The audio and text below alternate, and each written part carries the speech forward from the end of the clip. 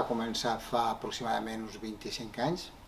Ha sigut una història lenta en el sentit que hem anat començant i anem fent a poc implants, hem anat incrementant d'una forma continuada però lenta, i sempre hi ha hagut una voluntat tant des del servei com de la direcció de l'hospital de que hi hagués un programa establert, estable aquí a l'hospital. En aquest moment, després de l'època Covid, l'època post-Covid, ens estem estabilitzant al voltant d'uns 30 implants coclears anuals, i és possible que en el futur això vagi incrementant-se.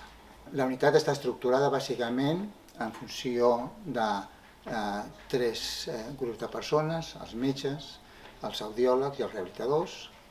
La unitat d'audiologia la porta la Guillermina Schleiner, formen part dos audiòlogues, un audioprotesista i una infermera.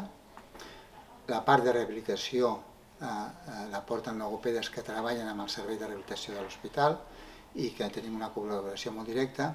I finalment la part mèdica la porta el doctor Emilívia, que és el cap de secció, i la doctora Pérez, que és l'adjunta. Ells dos són els que diagnostiquen el malalt, el reben, fan la història, fan l'avaluació, la indicació quirúrgica i fan les explicacions.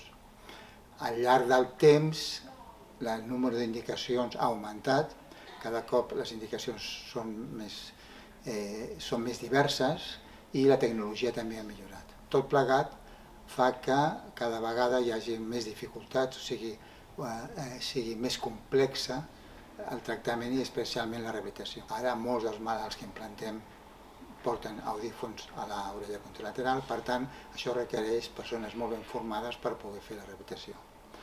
Una de les característiques d'aquest hospital, que el fa específic, és que també fem implants de tronc.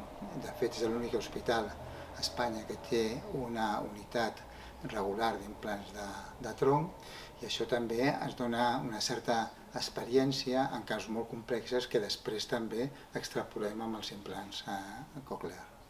En el futur nosaltres creiem que l'implant coclear serà cada cop més necessari en quant a número, és a dir, necessitem més implants, hi haurà més part de la població que necessitarà els implants. Part del nostre deure és pressionar i informar a l'administració, els que tenen els càrrecs des del punt de vista del poder econòmic, perquè es donin compte que és una necessitat per a la nostra població aquest augment del nombre d'implants.